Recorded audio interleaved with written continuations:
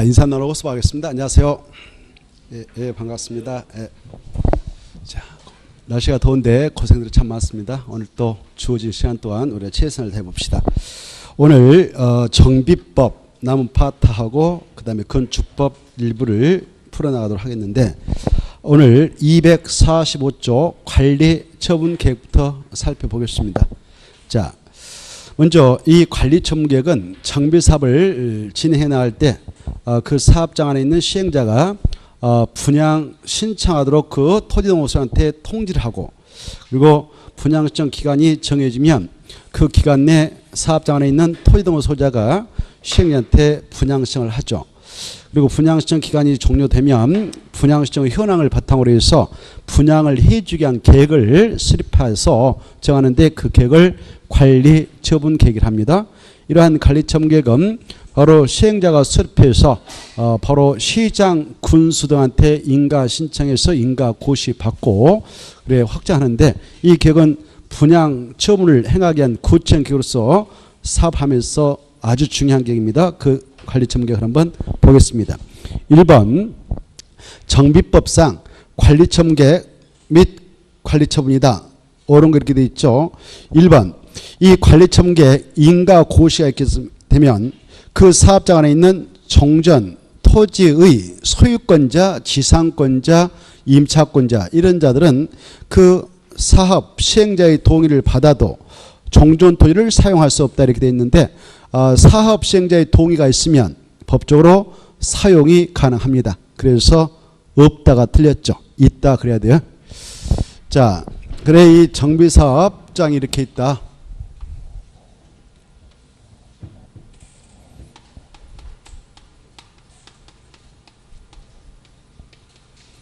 정비구역을 지정해서 이 안에서 정비사업하죠. 그래 이 사업을 들어가기 전에 여기에 있는 토지, 이걸 종전 토지, 그 위에 있는 건축물들 이렇게 또는 건축물 필요합니다. 그래 이 토지 건축물을 가지고 있는 자들, 바로 이 정비사업 시행하게 될 때 시행 절차상 바로 이 시행자가, 사업 시행자가 사업하겠다라고 사업계획서 작성해가지고 사업 시행계획서 작성해서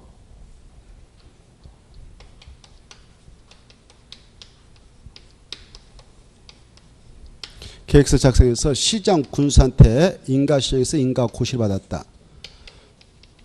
이렇게 그러면 이 사업 시행과 고시가 있은 날, 이날을 기준으로 해서 여기에 종전 토지 건축물 A 거 있었다, 뭐 B 거 있었다, 뭐 C 것이 있었다, D 것이 있었다 등등등 이렇게 있었을 때 이 종전의 토지 건축물의 가격을 다 정합니다. 종전가를. 이때 종전가를 정하는 방법은 바로 감정평가업자 최소한도 2명 이상 동원해서 평가하게 하죠. 평가하게 하는 방법은 감정평가업자를 이 사업장이 주거환경 개선 사업장이다, 재개발 사업장이다.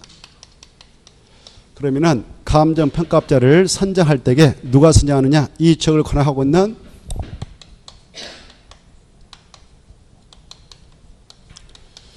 시장, 군수 등이 선정 계약해서 투입합니다. 법적으로 최소 2명만 동원해도 돼요. 그래서 A라는 갑이라는 감정평가업자 동원해서 평가했는데, A 거 뭐 3억, B 거 2억 5천, C 거 4억 이렇게 매겼다 합시다. 또 의뢰란 평가업자 동원해서 매겼는데, 감정가 매겨봤는데 이 친구 거 뭐 3억 2천, 2억 5천, 뭐 3억 8천 이렇게 매겼다 합시다. 그러면 이걸 합산해요. 합산하니까 6억 2천. 2명 동원했으니까 2로 나눕니다. 그러면 한 3억 1천. 이걸 최종가로 확정하죠. 이렇게. 재건축장이다. 여기가 재건축 사업장이다. 그러면 이 시장, 군수 등이 선정 계약한 감정평가업자 한 명 이상. 그리고 그 조합 측에서 재건축 조합 측에서 투입해서 보냈던 감정평가업자 한 명 이상. 투입해서 평가하고 감정가, 평균가를 냅니다. 그래서 확정하는데 이렇게 확정해서 바로 종료를 정합니다. 그 시점은 언제를 기준하냐? 사업 시행 인가 고시가 있은 날을 기준해서 이루어진다. 이게 중요해요.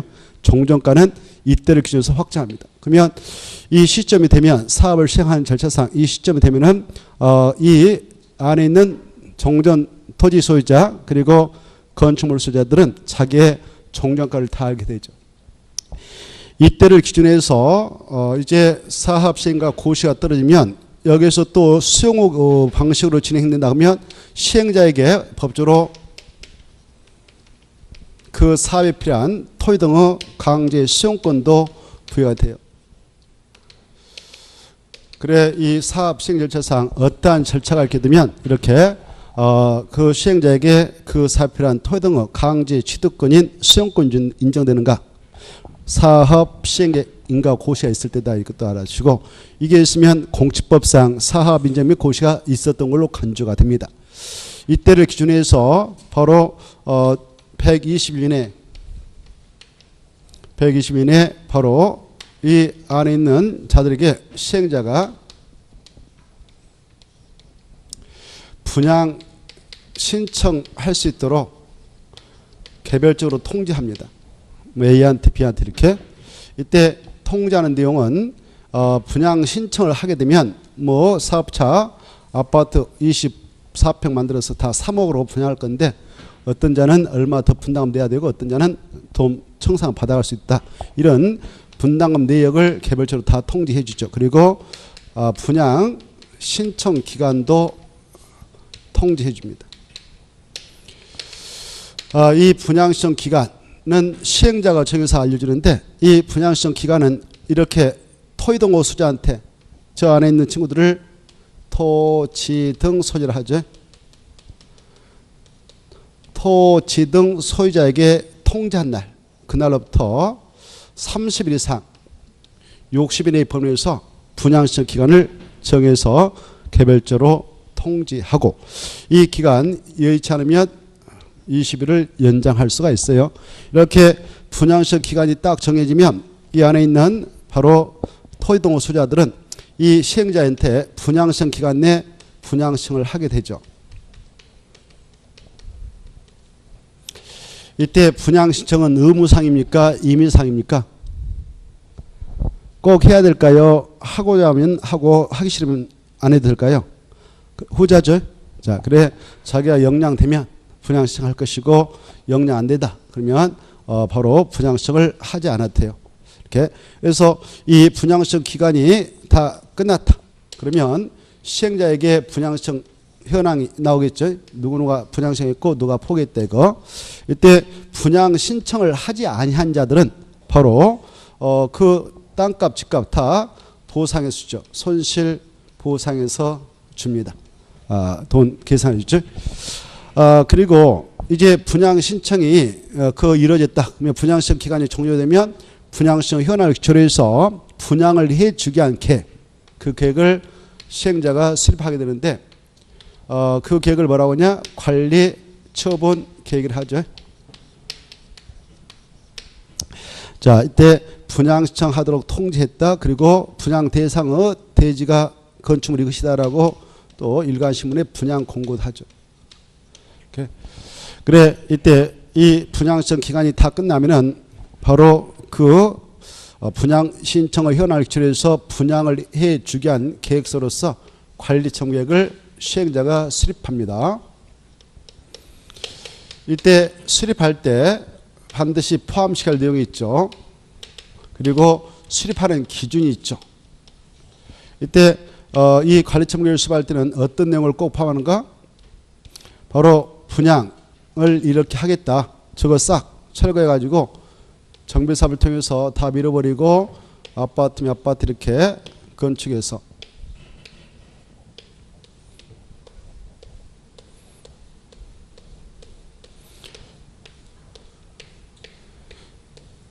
이 정비사비하여 철거하고 정비사비하여 조성된 땅을 대지를 하죠. 거기에다가 바로 이 건축물을 세워가지고 이걸로 바꿔주겠다라는 전체적인 분양 설계를 꼭 합니다. 분양. 그래 이 분양 설계를 하기 위한 계기. 그래 분양 배치도 같은 거 나오겠죠. 그래 이걸 하기 위한 계획이 관리청계입니다. 반드시 하고 그 다음에 분양 대상자가 뭐 A다 B다 그러면 그자의 상명과 주소 그리고 그자의 정정가는 얼마인가 그리고 그자에게 분양을 해줘야 할 것은 얼마인가 이렇게 그 분양 대상자별 분양 예정인 대지 건축물로 추산액 약자로 분양가 그리고 정정가 이 정정가는 아까 말씀드렸다시피 분양 대상자 A다 그러면 A의 정전토지 건축물의 그 가격 이걸 정정가라 하겠는데 그 가격은 언제를 기준으로 한 가격이라고 그랬어요? 이거 중요한데 사업, 시행, 인가, 고시가 있은 날을 기준으로 한 가격 그걸 꼭 포함합니다. 그리고 바로 이 정전 토지라든가 건축물에 있는 바로 소유권의 권리 이런 것들 다 조사하고 그리고 정비사업비 총 뭐 1,000억 가지고 하겠다 이런 총 정비 사업비도 여기다 집어넣고 그리고 이 사업비 우리 조합원들 얼마씩 내야 된다라는 조합원들 부담의 규모 부담 규모 그리고 부담 시기 이런 것들 꼭 포함하고 그 다음에 정전 토지 건축물에 있었던 소유권의 권리가 뭐 지상권이 있었는가 임차권 저당권이 있는가 싹 조사하고 그 다음에 세입자의 손실 보상을 위한 권리가 뭐가 있고 그리고 그 평가가 얼마 이런 것들을 반드시 포함해서 관리청구를 수립하게 되죠. 이 관리청구를 수립하게 될 때는 정전 토지 건축물하고 이 분양을 해줘야 될 이 대지하고 건축물의 세 가지를 종합 고려해서 분양해주기 위한 설계를 하죠. 바로 환경도 고려하고 그 다음 면적, 이용상 이런 것들을 바로 고려해서 분양 설계를 합니다. 그리고 이 정전에 저 사업자 안에 A라는 사람이 뭐 저거 하나만 가지고 있는 게 아니라 여기도 뭐 A가 가지고 있었다. 이렇게 가지고 있었다 하더라도 그자가 몇 개 가지고 있었던 원칙은 1주택 공급 원칙을 취해야 되니까 한 주택만 분양을 하도록 이 분양 설계를 하게 돼 있어요. 다만 예외도 있습니다. 바로 예외적으로 특례가 있어가지고 때로는 소유한 주택수만큼 줄 수도 있고 그 사업장의 위치에 따라서 그리고 또 때로는 정정가 뭐 10억짜리 가지고 있으면 그자에게는 정정가에 포함해서 최고 몇 개까지 공급을 하도록 관리청구를 수립해도 될까요? 정정가에 포함해서는 최고 2개까지 몇 개까지요? 2주택 이렇게 해서 관리청구계획 수립 기준을 정해서 수립합니다. 그리고 그 B라는 사람이 2억 5천짜리 가지고 있었는데 이거 3억짜리로 분양하게 되면 정정가 대비 5천 더 붙여서 분양해 주죠. 이런 것들을 중환권 뭐란다? 중환권 할 수 있고 그리고 또 저 4억 아까 이쪽에 이 친구가 뭐 평균가 매겨보니까 3억 뭐 이렇게 9천이 나왔다. 그러면 이 3억짜리를 줄 수가 있는데 직권으로 시행자가 분양할 때 그걸 더 액수 줄여준다. 이걸 감한권. 그때 차익은 청산금을 적용해서 주고받고 하면 끝납니다. 이러한 관리청구계획 수립 기준을 정해서 수립해가지고 이 시행자가 그냥 확정한 게 아니고 이걸 인가를 신청해서 인가를 받게 되는데 이때 인가 신청은 누구한테 할까요? 이거 그렇죠? 이 정비법에서는 인가 이거 모두 다 바로 시장 군수가 행사한다 이렇게 하셔요. 그래 아까 사업시행 인가도 시장 군수 등이 그리고 관리청구계획 인가도 시장 군수 등이 행사합니다. 시장 군수 등이라는 것은 그 사업장을 관할하고 있는 장소가 세종시다 그러면 특별자치시장, 제주도면 특별자치도의사, 육지 시면 시장, 군이면 군수 그리고 자치구면 구청장 이걸 약자로 시장 군수를 하죠. 자, 이네들한테 인가 신청하게 되는데 이때 인가 신청을 하려 할 때에 미리 저 안에 있는 친구들한테 바로 공람을 시켜요. 야, 뭐 잘못된 거 있냐? 이렇게 의견 듣기 위해서 인가 신청 전에 미리 30일 이상 공람시키고 의견 수렴해서 공람이 끝나면은 인가 신청합니다. 그러면 인가 신청서 들어가면은 이 시장 군수 등께서는 며칠에 인가비를 결정해서 알려주게 되는 것이 원칙일까요? 30일. 30일 이내에 인가비를 결정해서 알려줘요. 다만 이 인가 신청서 들어왔는데 정말 엄청난 서류가 들어왔다. 그래서 이 시장 군수 등이 판단하기 너무 좀 어렵다. 이제 당선돼가지고 오셔가지고 잘 업무 처리 안 된다. 그때는 뭐 한국감정원이라든가 이런 전문기관에게 이 계획서가 지금 옳게 작성돼서 인가신청 들어왔느냐 이걸 적정성에 대해서 의뢰할 수 있어요. 이렇게 전문기관에게 의뢰에 들어갔다면 타당성 검토를 해달라고 의뢰 들어갔다면 인가 신청 받은 날부터 며칠 내 인가 여부를 결정해서 알려도 될까요?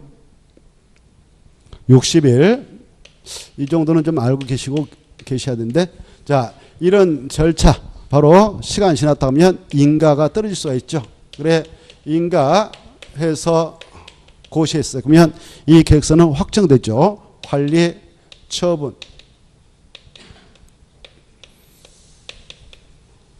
계획 인가 고시가 떨어졌다.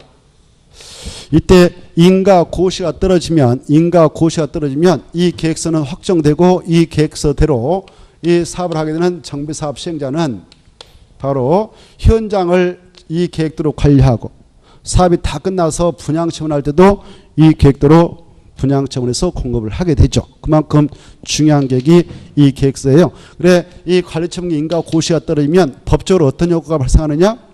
바로 이 종전 토지 건축물들 이제 본격적인 철거 작업을 해야 하기 때문에 인가 고시가 있게 되면 그 효과로서 바로 종전 토지 건축 물건에 대해서는 법적으로 사용 수익이 중지돼요. 알죠? 그래 이 관리처분 인가고시가 있으면 법적으로 어떤 효과가 발생하냐 하면 정전토지 건축물로 사용수익이 뭐 된다? 중지되기 시작한다. 근데 저기에 있는 여러분이 A라 합시다. 여러분이 저 A라는 그 땅 진유 건물주라 합시다. 이 관리처분 인가고시가 떨어졌다 오늘. 그랬다고 해서 소유권까지 완전히 법적으로 사라질까요? 상실한 거 아니죠. 바로 관할 등기소에 있는 토지 등기사항 증명서, 그 건물 등기사항 증명서, 과거에 뭐 등기부 그랬는데 그 등기부는 폐쇄 등기를 하지 않는 상태에 있기 때문에 그대로 다 그 등기 뭐 갑굴 안에 을굴 안에 공시되어 있는 그 권리는 고스란히 살아있다 이렇게 하셔요. 고스란히 살아있다. 다만 이 철거 작업을 해야 하기 때문에 법적으로 뭐만 못하도록 법에 규정되어 있느냐? 사용 수익 이렇게. 그래서 처분권까지 다 박탈시킨 건 아니죠. 그래서 사업 도중이라도 이 절차 이후에도 여러분이 저 A라는 건물주 땅 주인이다 그러면 누가 살 사람 나타났다 그러면 명의 넘겨줄 수가 있죠. 돈 받고 공짜로 뭐 줄 수도 있고 증여할 수도 있고. 아무튼 이건 중에 사업 시행절차상 바로 어떠한 절차가 있게 됨으로써 종전토지 건축물로 사용수익이 정지되는가 중지되는가 관리청계 인가 고시가 있는 때부터다 이렇게. 그래서 종전토지 또는 건축물로 소유자가 됐던 그 안에 용역권자인 뭐 지상권자가 됐던 임차권자가 됐던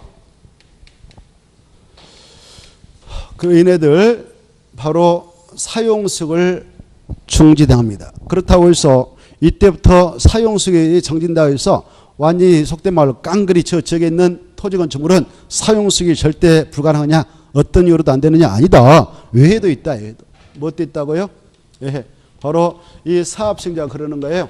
자, 저쪽에 구석지에 있고 그러나 도로가 있으니까 자, 이렇게 도로가 있는데 여기에서부터 공사 철거 작업을 할 계기므로 여기 있는 땅 주인들하고 건물주는 하루만 문 열어놔도 뭐 수익성 괜찮다 그러면 우선 장사하세요. 이렇게. 그래서 사용수익을 바로 하도록 동의를 해주면 그때는 시행자가 사용수익에 대한 동의를 해주면 이 관리처분 인가 고시가 있고 난 이후에도 사용수익할 수 있다 없다? 있다. 이렇게 이해하시고 그리고 손실보상을 원만하게 지금 받지 못한 어떤 권리자들이 있다면 그네들도 역시 사용수익을 할 수가 있는 것이다. 이렇게 이해를 해 두셔야 되는 겁니다.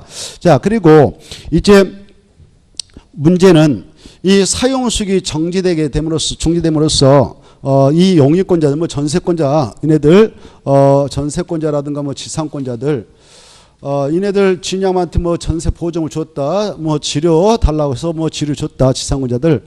그랬다면, 이 사용수익이 중지됨으로 말미암아 자기 권리를 권리 목적을 달성할 수 없겠다 싶으면 사업 시행 도중에도 계약을 법적으로 해지하고 빠져나갈 수 있다. 이렇게 하십시오.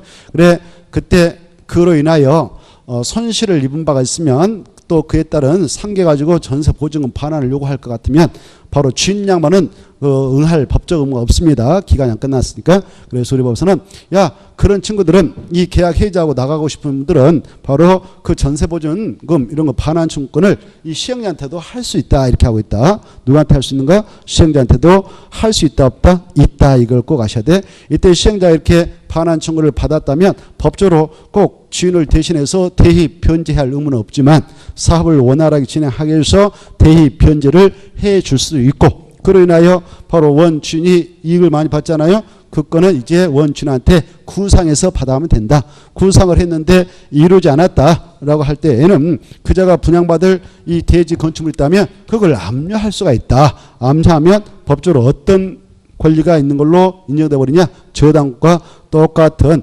효력을 인정해서 끝까지 버티면 저당과 신해차 경매에 따라 넣도록 법적으로 허용하고 있다. 이렇게 알아두시기 바라고. 자, 이때 이제 문제는 여기 아까 분양시청 기간이 있었잖아요. 이 기간 내에 분양시청을 하지 않는 친구들 있잖아요. 예.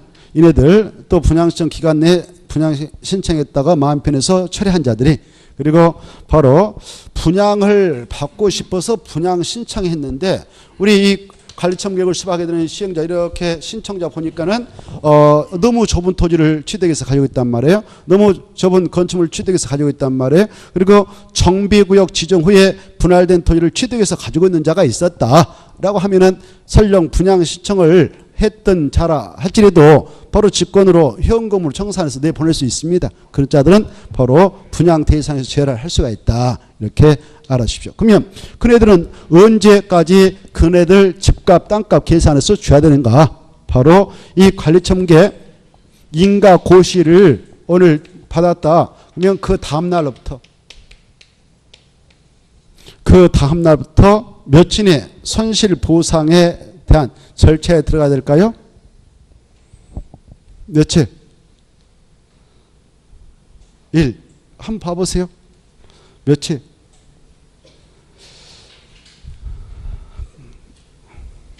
며칠일까? 60? 90일인데? 예, 그쵸? 자, 찾았나요? 자, 몇 페이지 있나 한번 봐보세요. 페이지. 여러분도 좀 보시면서 그냥 듣고만 있으면 그러잖아요. 잠 오잖아요.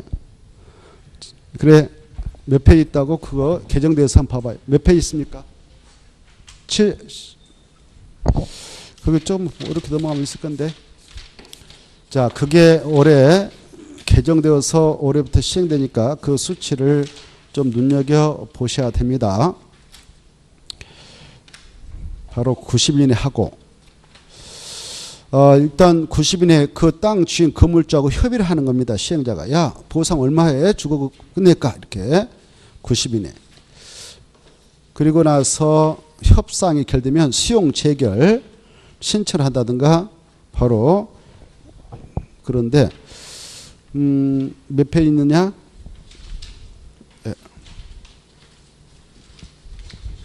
179페이지. 179페이지 찾아보세요. 그 수치를 좀 받으세요.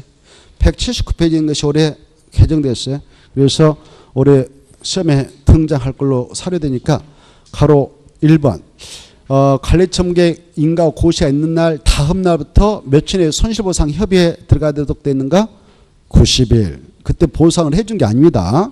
이 친구들이 예컨대 분양시 하지 않았다. 이 친구가 분양시 하지 않았다. 했다. 뭐 철회했다.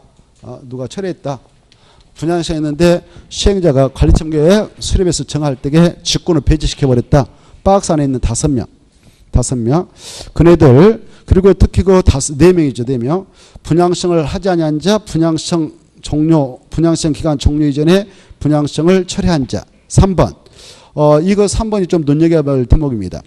이 장소가 지금 투기 관리로 지정돼 버렸단 말입니다. 그 사업장에서 최초 분양 대상자로 5년에 다시 분양시청을 할 수 없겠는데 5년이란 말 꼭 알았어요. 5년 이내에 다시 분양시청 할 수 없도록 이번에 법 개정을 통해서 이렇게 규제하게 되는데 그에 해당해서 분양받고 싶으면 제된 자 그리고 분양 신청일건만 그 인가된 관리청에 따라 분양된 시행자 이 4명에는 90일에 협상을 하고 바로 다만 시행자는 분양시청 기간 종료일 다음날부터 협의를 시작해도 합법적이고 그러나 반드시 관리청의 인가 고시에 따르면 다음날부터 90일에는 협의해야 된다. 그리고 가로 2번 이 90일에 협의가 불성립되면 60일에 토지 등에 따라 수용제기를 신청하다든가 법원에다가 매도 청구 소송을 제기하면 됩니다. 60일 이거 받으시기 바랍니다. 60일 60일에 이렇게 시행자도 바로 수용제기를 신청하든 법원에다 매도 청구 소송을 하든 해라 이렇게 하고 있는데 이 기간을 지나쳐 버렸단 말입니다.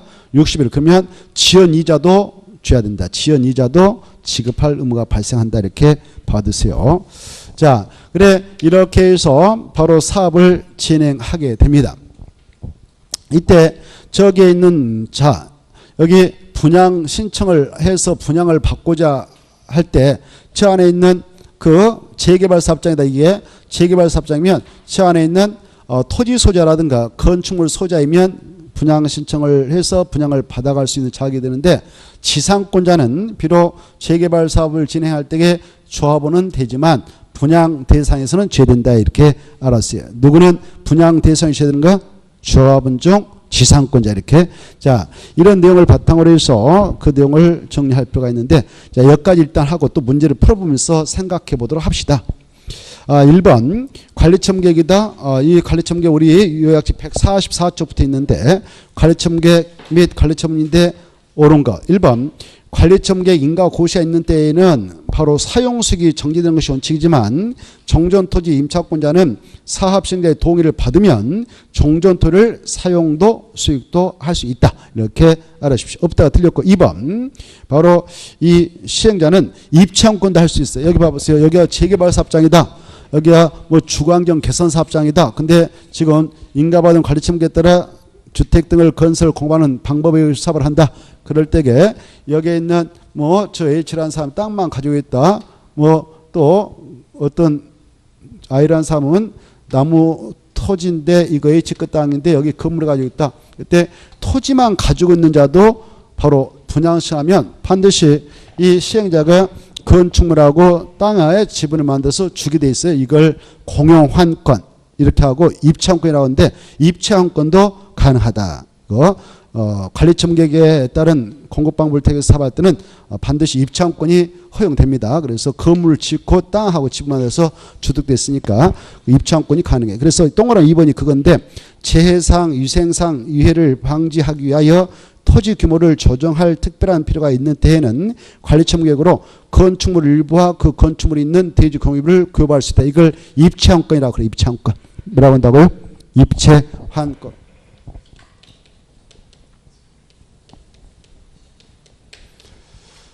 그렇게 할 수도 있다. 맞습니다. 2번. 그 다음에 3번 재건축 사업의 시행자는 관리청계획을 수립해서 시장 군수당한테 인가를 받아야 한다. 맞고 해당 관리청계획 이 관리청계획을 인가 받아가지고 확정했는데 이걸 바로 중지시키려고 사업을 중단시키려고 한다. 그때 이 관리청계획도 중지시키는데 중지를 시킬 때도 중지인가를 또 받아야 된다. 이것이요. 만약 폐지하려고 한다. 그때도 폐지인가 또 받아야 된다. 이렇게 알아두시기 바랍니다. 인가를 받지 신고하는 거 아니다. 그래서 3번 틀렸죠. 신고가 아니라 인가가 된다. 4번 재개발 사업의 관리처분은 정비관에 있는 지상권자에 대한 분양을 포함한다. 제한다. 지상권자 죄. 분양 대상에서 죄 중에 그래서 포함이 틀렸다. 지상권자 제외된다. 두 번 나왔습니다. 그 다음에 5번 이 재건축사업의 경우 법령상 관리처분 기준 아까 야 이렇게 해서 몇 주택만 주도록 해라 이렇게 법령에 규정되어 있는데 그러나 이 조합원 전원이 합의를 봅니다. 재건축사업장에 있는 조합원 전원이 야 이 분양 기준을 이렇게 하자라고 전원의 그 합의하에 따로 정할 수 있도록 법에서도 허용하고 있어요. 그래서 원칙은 법령상 관리처분의 기준을 정해서 관리처분 계획을 수립하는데 조합원이 바로 전원 동의를 해줬다. 야 이렇게 관리처분을 정하자. 분양처분을 정하자. 이런 내용이 있다면 허용됩니다. 그래서 없다가 틀렸고 있다. 넘어가시고 그 다음에 바로 2번 들어가겠습니다. 자, 분양 공고. 이것은 144쪽 있죠. 분양 공고, 분양 시청 틀린 거 이렇게 되어 있는데 1번에서 알아줄 것은 이 분양 통지를 하게 될 때는 사업 시행 계획 인가 고시로부터 며칠 이내 들어가야 되는가? 120일 이내. 그래 120일 이내 들어간다 이 정도 보시고 그 다음에 3번, 2번 분양 시청 기간은 통지 안 날부터 여기 아까 시행자가 토의동호 소유자한테 통지 안 날부터 시작해서 30일 이상 60일이지 사업 시행 인가 고시가 있는 날부터 30일 이상 그럼 틀린다. 그거 통지 안 날부터 30일 이상 60일 번호 정하고 바로 일정한 경우는 며칠을 연장해야 되는가? 20일을 한 차례 연장할 수 있고 3번 바로 이 대지 또는 건축물의 분양을 받으려 하는 토의동호 소유자는 언제까지 누구한테 분양 신청할 텐가? 분양 신청 기간 내만 시행자한테 신청을 해야 된다. 맞고 4번 이 사업 시행자는 정관 등으로 조합 정관 등으로 정관이라든가 뭐 자치계약이라든가 이런 것 있다면 이런 정관 등으로 정하고 있거나 조합총회 의결을 거친 경우는 분양신청 기간 내 분양신청을 하지 않은 자 분양신청 기간 종료 이전에 분양신청을 처리한 자에 대해서는 바로 분양신청을 다시 하게끔 할 수도 있다. 맞습니다. 이런 것도 이번에 생겼으니까 다시 한번 해 나갈 수 있도록 기회를 줄 수가 있다 이겁니다. 5번 이것도 이번에 생겼는데 투기과일주의 정비사업 투기과일주가 지정된 곳에서 정비사업이 이루어진다. 정비사업에서 관리처분에 따라 분양 대상자 및 그 세대의 소관자는 분양 대상자 선정일로부터 바로 몇 년 이내는 다시 분양신청을 못하게 됐느냐? 5년. 이 수치 꼭 알아주시고 10년 틀렸다. 그래 5년은 분양신청을 하지 못하도록 규제한다. 다만 상속, 결혼, 이혼으로 조합원 자격을 취득한 자는 분양신청이 가능하다. 이것도 알아두시오. 5년 이내라도 상속과 결혼과 이혼으로 조합원 자격을 취득했다면 그 자는 바로 조합 측에서 분양신청하세요. 그러면 분양신청해도 된다. 이렇게 넘어가시고 3번도 145쪽에 있는 건데 분양신청을 하지 아니한 자 등에 대한 조치 가로 안에 들어갈 내용으로 옳은 것. 1번 조금 전에 했습니다. 사업시행자는 관리처분 인가 고시가 있는 날 다음 날부터 그때 딱 줄 것이고 다음 날부터 며칠 내에 바로 다음에서 정한 자 밑에 보면 점 따당 4개를 묶어봐요. 점 따다당 4개. 분양신청 기간 내 분양신청을 하지 아니한 자 분양신청 기간 내 분양신청 하였다가 분양신청 기간 종료 이전에 분양신청을 철회한 자 투기과일주 정비사업에서 분양 대상자 승인으로부터 5년이 지나지 않아 분양신청을 할 수 없도록 규제받고 있는 자 그리고 인가된 관점에 따라 분양 대상이 제외된 자 이런 자에게는 며칠 내에 바로 그 자들로 만나가지고 손실보상 협의를 하도록 되어 있는가? 90일. 다만 시행자가 분양신청 기간 종료일 다음 날부터 이렇게 분양신청 기간 종료일 다음 날부터 협의에 들어간 것은 합법적이에요. 그러나 그런 시간적으로 그렇게 할 수 없었다면 아무리 바쁘셔도 그 시행자가 관리처분 인가 고시가 있었다면 그 다음 날부터 90일 내에 협의는 꼭 해야 한다. 의무적으로 이렇게 알아두시기 바라고.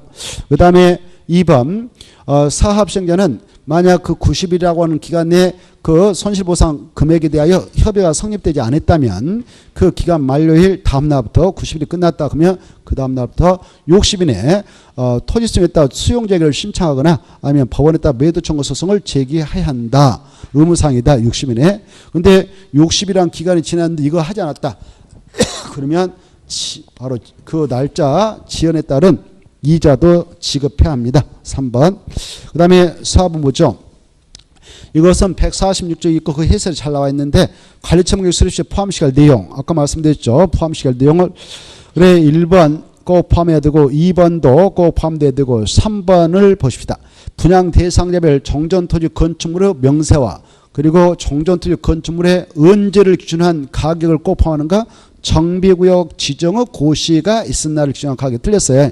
바로 정비구역 지정 고시 그 말 줘버리고 사업 시행 인가 고시, 사업 시행 계획 인가 고시 그날을 기준한 가격. 그러나 이 사업 시행과 고시가 있기 이전에도 여기에 지금 노불량 건축 많기 때문에 좀 분교 소지가 있어가지고 시행자가 그 건물주한테 동의받고 관할 시장 군수한테 가서 철거가 받아가지고 부실 수도 있어요. 철거가 가능해 법적으로. 그랬다면 그때 철거가 있었을 거 아닙니까? 철거 허가를 받을 때 그 감정을 매겨서 확정하거든. 그러면 그때를 기준해서 가격을 생각해도 된다라는 것이 가로 안에 있는 겁니다. 그 다음에 가로 안에 저 안에 있는 것은 그거니까 참고로 보시고. 그래서 아무튼 3번이 틀렸다. 그리고 4번 꼭 집어넣어야 된다. 가르침을 수업할 때 잘라요. 분양 대상자별 정전토지 건축물에 관한 소유권의 권리, 뭐 저당권 있었는가, 지상권 임차권 다 조사해서 가르침에다 포함해야 된다. 그리고 4번도 5번도 꼭 포함해 넘어가시고, 그 다음에 5번 보겠는데 이것은 148조부터 149조까지 있는 상으로서 관리청계획 수립기준이다 틀린 거, 관리청계획 수립기준이다 틀린 거 이렇게 돼 있죠. 1번 보면 이 관리청계획 수립할 때는 지금 A라는 사람이 지금 분양 신청했다면 그자의 정전토지와 건축물 그리고 그자에게 분양하게 될 대지 건축물을 이것을 세 가지 고려해서 정해 나가는 원칙이에요. 환이면 뒤에서 앞으로. 근데 우리가 정비법이 아닌 도시개발법상 환지방식에 의해서 사업을 하게 되는 도시개발법상 그 시행자는 환첨을 행하기 위한 구청계획으로서 환지계획을 작성하게 되는데 환지계획을 작성할 때는 7가지를 종합고려해서 정하는 것을 원칙으로 했었죠. 정전 토지하고 환지의 이치, 지목, 면적, 토질, 수리, 이용상, 환경, 이지면, 토시량 이렇게 생각했는데 이것은 세 개만 고려해서 균형계 분양시청자에게 배분대로 관리청을 수립하면 된다는 거 봐주시고 2번 이 관리청계획에다 포함하게 되는 분양설계. 아까 이 관리청계획 수립할 때 분양설계라고 했잖아요. 분양설계는 언제를 기준해서 수립하면 되냐. 분양시청 기간이 오늘 끝났다. 분양시청 기간이 오늘 만료됐다면 그날을 기준해서 분양설계를 하면 돼요. 바로 저기 A가 구석지 그날을 기준해서 보니까 구석지 집하고 땅을 가지고 있는 사람이 분양을 했다 그러면 그자 것은 구석지에다 아파트 건축한 다음에 여기다 한 10동을 세운다 그러면 그자는 그쪽에다 배치하면 된단 말이에요. 그래 관리청은 계획 수립할 때에 분양 설계한 계획은 언제를 기준해서 수립하면 되냐. 분양청 기간이 만료된 날이에요. 다음 날이에요. 만료된 날 맞고. 그 다음에 3번 이거 분양청을 했는데요. 너무 지나치게 좁은 땅을 가지고 있었다. 아니면 건축물을 가지고 있었다 그러면 그자 뭐 5천만 원밖에 안 되더라도 이게 그냥 3억짜리 아파트고 땅 대지 만들어서 분양을 해주도록 하는 설계를 할 수 있어요. 이걸 뭐 가망권, 지망권 이렇게 다 할 수 있어요. 그 3번 지나치게 좁거나 지나치게 넓은 토지 건축물을 가지고 있는 자들에 대해서는 필요하다면 이를 더 크게 만들어서 또 증가시켜서 줘도 되고 감소시켜서 줘도 된다. 이때 이 지문들을 보면 토지 또는 건축물 나오잖아요. 3번 토지 또는 건축물은 정비사업을 진행하기 전에 사업장에 있는 것 종전거. 대지 또는 건축물 하면 정비사업에 의해서 새롭게 만든 땅, 정비사업에 의해서 조성된 토지가 대지죠. 그래서 싹 철거하고 시행자 이렇게 만든 땅을 말한다고 대지, 거기다 세우는 거 건축물. 그래서 여러분이 저 이해 당사자 A다 분양시행했다 그러면 정전 토지 건축물 대신에 뭘 받아가냐? 토지 건축물하면 안 받고 바로 대지 건축물을 받아간다 이렇게 생각하면 되겠어요. 자, 그래서 3번 지나치게 좁거나 지나치게 넓은 토지 건축물에 대해서는 필요한 경우 이를 더 크게 아까 뭐 1억 5천짜리를 가지고 있는 자가 분양시하면 3억짜리를 줘도 되고 5억짜리를 가지고 있는데 분양시하면 3억짜리 만들어주면 됩니다. 그렇게 관심을 수반할 수가 있어. 그에 대한 차액은 청산금을 주고받는 것이다. 이렇게 이해하시면 되겠고. 그 다음에 4번 이거 중요하죠. 여러분이 저기 분양 신청했는데 이 기준을 적용해서 시행자가 그래요. 관리청계획 딱 수립하려고 할 때에 보니까 너무 좁은 토지를 취득해서 가지고 있습니다. 너무 좁은 건축물을 취득해서 가지고 있습니다. 그리고 정비구역을 지정 고시한 이후에 분할된 토지를 취득해서 가지고 있었네요. 안 되겠습니다. 분양 신청 자격 없습니다. 돈 받고 빠져나가야 되겠네. 이렇게 할 수가 있어요. 그래서 현금으로 청산을 할 수가 있다. 맞습니다. 없다면 틀리겠어요. 그 다음에 5번 분양 대상자의 정전토지 및 건축물에 대한 소유권의 권리명세. 아까 저기 A의 정전토지 건축물에 어떤 자가 지상권자가 있는가 임차권자가 있는가 저당 이런 것을 다 조사해야 돼요. 칼침을 수발할 때 시행자가 등기소에 가서 다 토지 등기 사항 증명서 건물 등기 사항 증명서 다 발급받아 가지고 다 분석했어요. 혼선이 없도록 해야 된다. 그래 소유권의 권리명세도 관리처분계획 내용에 포함되지 않는다. 포함되어야 한다. 되어야 한다. 중에. 그래서 되지 않는다가 틀렸죠. 반드시 포함시켜야 돼요. 그리고 세입자별 선시보상을 위한 권리명세 평가액도 꼭 포함시켜야 된다. 필수적이다. 필수적 포함시켜야 된다. 그래서 틀렸습니다. 6번 이것도 149쪽에서 148쪽에서 149쪽이 있습니다. 관리처분계획 내용은 다음 기준에 따라 정하는데 그 관리처분계획 수립 기준이다. 틀린 거. 1번 같은 세대에 속하지 아니하는 두 명 이상이 1주택을 공유하고 있다. 보니까 여기 이렇게 주택이 하나 있는데 이거 이하고 이 동생이 공유하고 있어. 이렇게. 그러면 주택은 하는데 두 명이 공유하고 있다면 이자들에게는 분양해 주기 위한 관리처분 수립할 때 두 개 분양해 주도록 하면 되겠어? 1주택만 주도록 해야 되겠어요. 1주택 그 말이죠. 그래서 같은 세대에 속하지 않는 그 두 명 이상이 1주택을 공유하고 있다면 공유자 수만큼 공유자 두 명만큼 각각 주택을 공급하도록 해야 틀렸어요. 그래서 공유자 수만큼 각각 1주택을 공급해야 한다. 틀렸고 그 말 지워버리고 거기다 1주택만 공급해야 한다. 1주택만 공급해야 합니다. 공유자 수가 뭐 100명이다 그러면 100개 만들어주라고 그러면 안 돼요. 그래 1주택만 주도록 하는 것이 원칙이죠. 그래 틀렸고 2번은 특히 오래 중요하다. 그 자체가 한 문제값이다. 이렇게 생각하면 돼요. 2번하고 4번을 좀 잘 유념히 봐두실 필요가 있습니다. 2번 보면 이 과밀 억제권역은 수도권 정비계획법에 수도권 중에서 바로 일부의 땅에 과밀 억제권이 지정되어 있죠. 강남권을 위주로 해서 지금 과밀 억제권이 지정되어 관리되고 있는데 이 과밀 억제권역에 위치하고 있는 곳에서 재건축 사업을 하고 있다. 그때 재건축 사업을 하고 있는데 그 장소가 지금 투기 과유주가 아니다. 투기 과유주가 아니라면 토지동 소유자가 소유한 주택수가 10개 있다.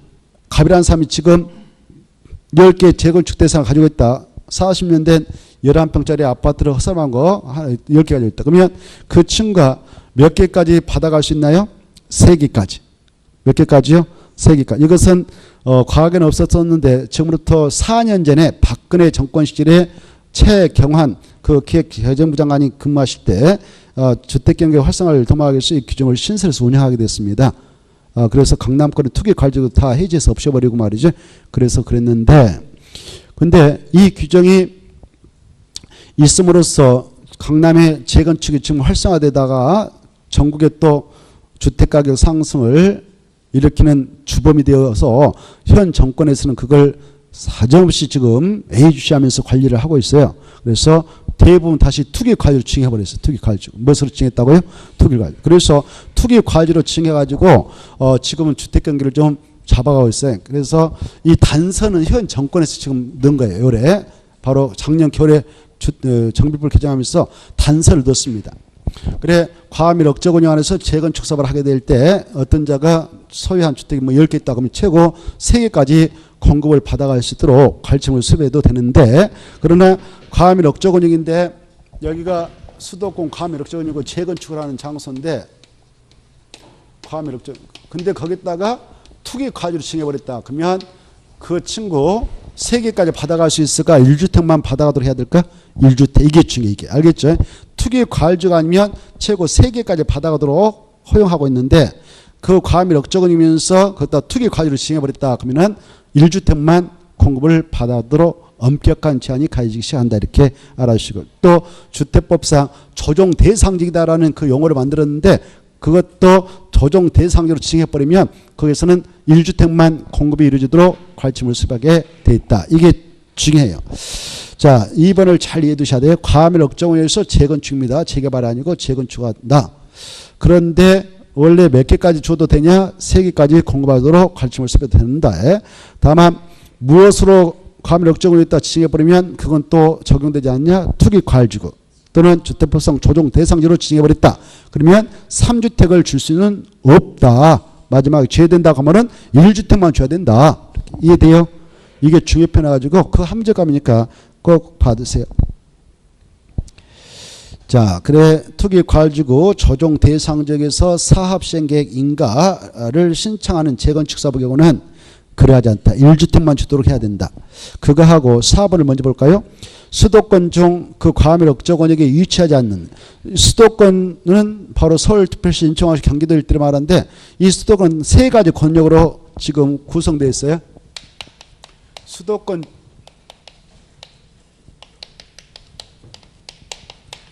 계획법은 특정 장소에서만 적용되는 특별법이게 수도권에서만 적용되는데 수도권 정비 계획법에 따른 수도권이라고 하는 뜻이 그래. 서울특별시, 인천광역시, 그 다음에 경기도 31개 시군 이걸 수도권 하죠. 이 수도권은 다시 세 가지 권역으로 편제되어 있다. 바로 여기가 수도권이라면 이 수도권의 인구하고 산업이 과밀화되어 있는 지역이 있어요. 중앙 블록에. 거기는 바로 과밀 억제권이다 이렇게 지정되어 있어요. 과밀 억제.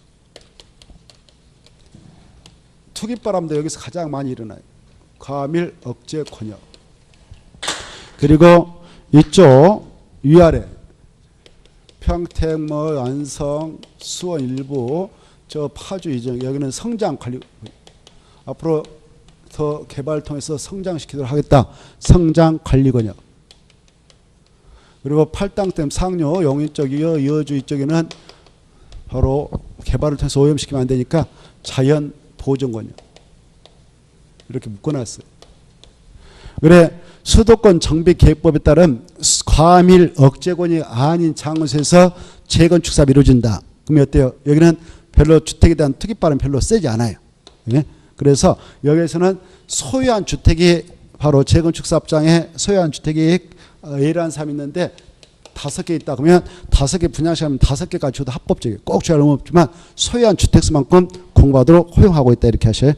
과밀 억제 권역이 아닌 그런 장소에서 재건축 사업을 하게 될 때는 소유한 주택수만큼 주택을 공부할 수 있도록 가르침을 만들어도 합법적이다. 그런데 거기에도 문제가 발생해가지고 투기 과주구다라고 지정했다면 거기서는 1주택밖에 분양을 못 받아간다라는 것을 이 현 정부에서 만들어냈습니다. 그래서 4번 단서도 잘 봐두셔야 돼요.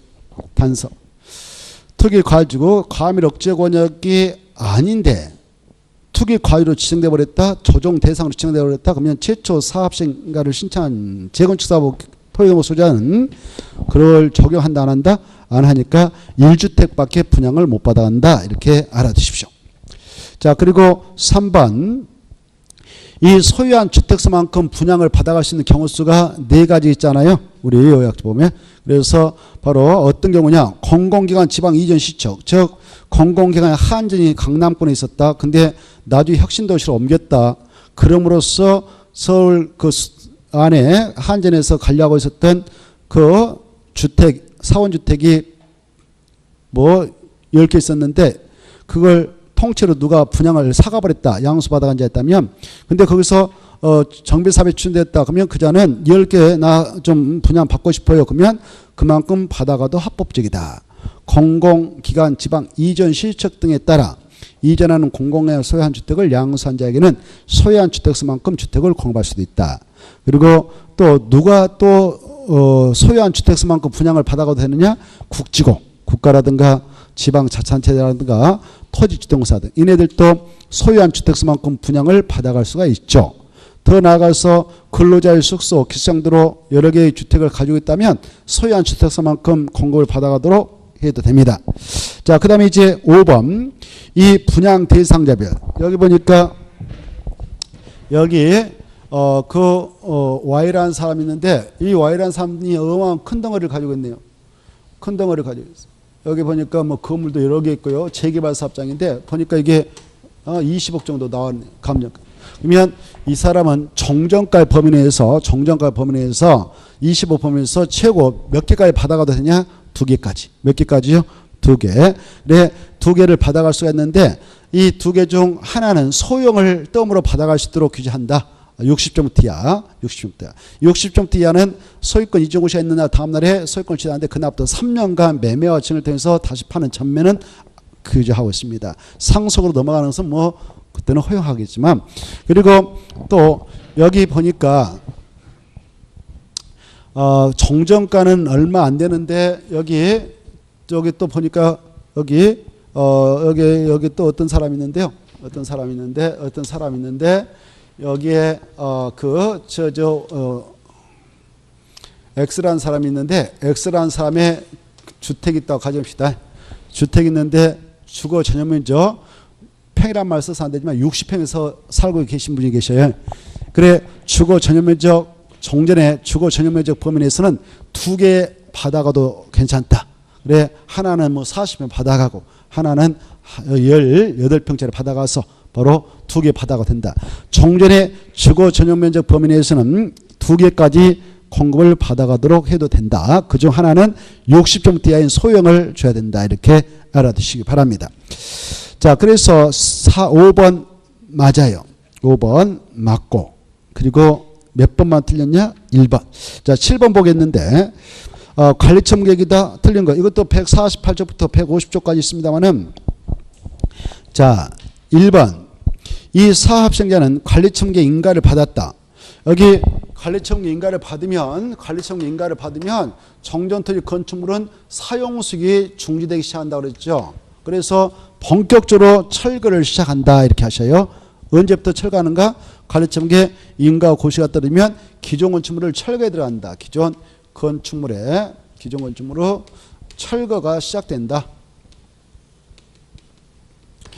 자, 그래 맞습니다. 1번 지문. 사업시행자는 관리처분 계획 인가를 받은 후 기존 건축물 철거를 하는데, 근데 이 관리처분 계획 인가를 받기 전에도 그 사업 시행 절차상 여기 바로 여기에 있는 것들이 오래돼 가지고 미리 이걸 철거할 수 있다 없다?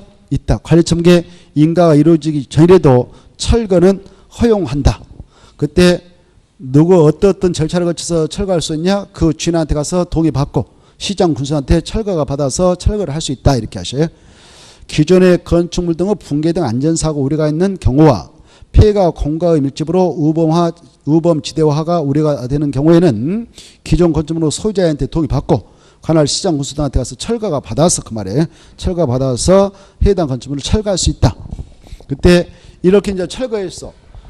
이 집이 그런 집에 가지고 철거했다 합시다. 씻고 물리적으로 가서 보니까 싹 사라져 버렸네. 그렇다고 해서 그 건축물의 소유권도 없어진 걸 보니 아니다. 비록 물리적으로 철거가 이루어졌다 하지만 법적으로는 그 건축물과 그 대지에 있는 권리물은 그대로 살아있다. 그래서 그 권리물에는 이 철거라고 한 행위가 아무런 영향을 미치지 아니한다. 이렇게 알아주십시오. 1번 지문 끝에까지 꼭 읽어두시고 철거가 있었다 하더라도 토지동 소유로서의 권리물에는 영향을 주지 아니한다. 그 다음에 2번도 꼭 알아주셔야 돼요. 이 정비사업이 다 만약 끝나가지고 이렇게 탄생됐다. 이 대지와 건축물을 아까 분양 신청한 토지동 소유한테 공급을 하라고 한다. 그랬을 때는 반드시 무슨 계획도로만 공급해야 될까요? 관리 처분 계획도로만 해야 되지. 사업 시행 계획도로, 이거 틀린 소리예요. 사업 시행 계획도가 아니라 무슨 계획도로 한다고?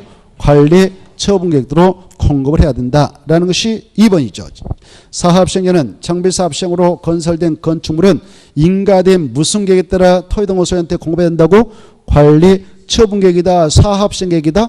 관리 처분 계획이다. 고 하시고 맞습니다.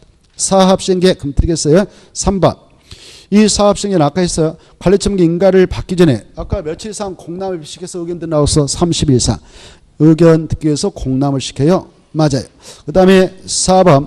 이런 절차를 거쳐서 시장군수한테 인가시행이 들어갔어요. 그러면 시장군수는 인가권자로서 인가시행이 있은 날부터 며칠 내에 인가비를 결정해서 알려준다고요? 30일 내에 인가비를 결정해서 알려주죠. 통보하죠. 다만 시장군수 등은 바로 대통령에서 하는 공공기관, 뭐 한국감정원 이렇게 한국감정원 같은 기관에다가 인가 신청된 그 관리처분 계획의 타당성 검증을 요청할 수가 있어. 그러면 인가 신청이 들어간 날부터 30일에 인가비를 결정해서 알려줄 게 아니고 시간을 더 준다고 그랬죠. 며칠? 60일. 60일 이내 인가비를 결정해서 시행자한테 알려주면 된다. 받으시고. 그 다음에 5번. 중요하죠. 5번 자체가 한 문제값이니까. 자, 뭐가 있음으로써 셋째 줄 바로 정전 토지 건축에 대하여 사용시할 있다가 아니라 없다 이렇게 해야 되죠. 없다. 관리청계 인가고시에 있는 때는 정전토지 건축물로 소유자, 지상권자 등 권리자는 대지 건축물로 소유권 이전 고시에 있은 날까지 정전토지 건축물에 대해 사용시할 수 있다 없다? 없다. 있다가 틀렸죠? 없다. 그래 여기 이때부터 정전토지 건축물로 사용수익을 할 수 없다고 그랬어요. 처분까지 할 수 없다 그럼 틀리고 사용수익은 할 수 없다.